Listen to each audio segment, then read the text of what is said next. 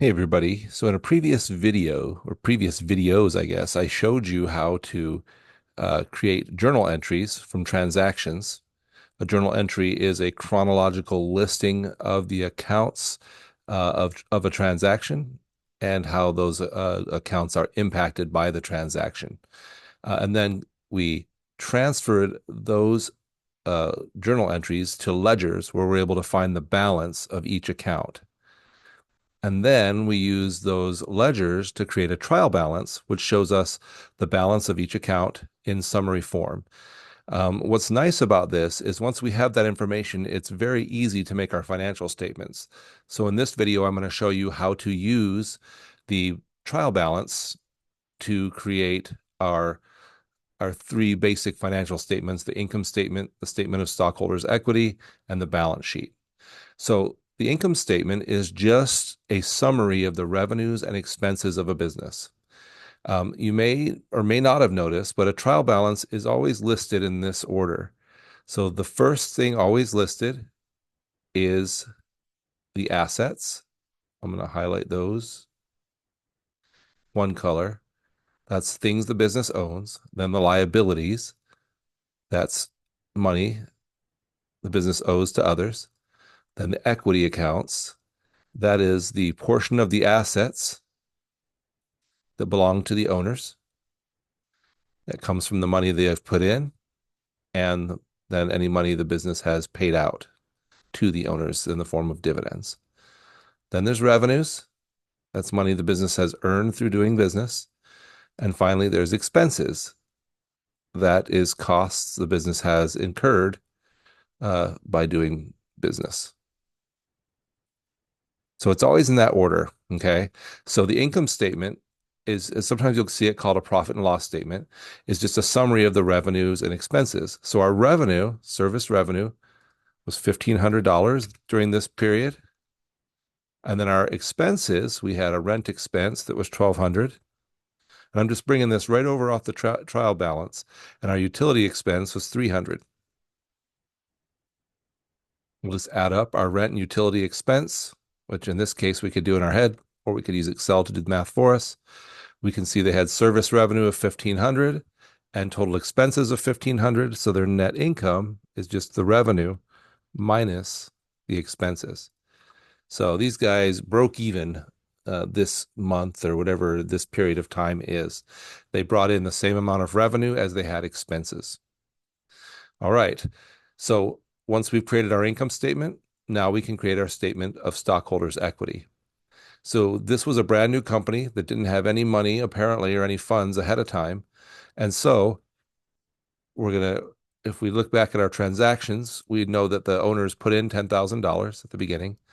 But all we're going to do is say they had zero common stock, zero retained earnings because they were brand new, which means they had no stockholders' equity to begin with. Our common stock had $10,000 put into it during the period. You can see that right here on the trial balance, with the common stock having a balance of 10,000. And we also know as we get used to it that net income, money earned from selling stuff to people minus the expenses, and dividends, they don't affect our common stock account. So common stock is just what the owners put into the business. Our retained earnings is impacted by our net income. Our net income was zero for the period. And the dividends we paid out. And we paid out, if we look over here on our trial balance, we can see 500. So we put those dividends in as a negative. So our retained earnings is now a negative 500. We can see that because it has a debit balance in the retained earnings account. So our total stockholders' equity, we have 10,000 from our common stock, zero from our net income, minus 500 from our dividends. Whoops. So 10,000 minus 500, we have $9,500 in equity at the end of the period. So that's what the statement of stockholders' equity tells us. This company had zero equity at the beginning. It had 9,500 at the end. Where did that come from? Well, 10,000 was contributed by the owners. 500 was paid out to the owners as a dividend. So in total, we now have 9,500 in retained earnings. Finally, once we've done that, we're ready to create our balance sheet. And a balance sheet just shows our assets, our liabilities, and our equity, and helps us find the balances or just demonstrate the balances of all of these accounts. So our cash account has 13,700. Accounts receivable, strangely, has a credit balance or a negative 200. That's like I said, that's unusual, but that's the case here. Office supplies has a balance of 500. Office equipment, 3,000. And our loan receivable also has a negative balance of 2,000. So if we add those up, that will give us our total assets.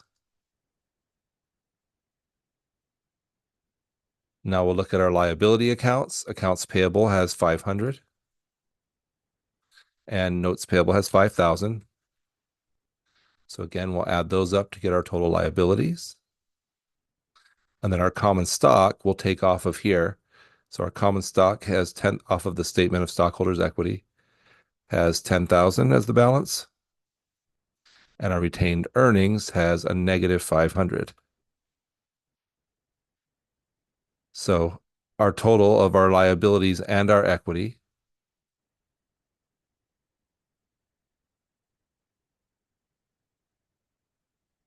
is 15,000. And if we've done it right, our total assets equal our total liabilities plus equity. And even though we have some strange things in there, again, what we did, like I said, it's unusual to have negative assets. We've gone and checked the transactions are correct. And so even though it's unusual, we can be confident that they match up with what the transactions are. But again, like I said, in real life, if I came up with these numbers, I would definitely be going to find out the source of them. Anyway, so that's how we take a trial balance and turn it into our financial statements. I hope it was helpful. If you have additional questions, put them in the comments and I will do my best to answer them.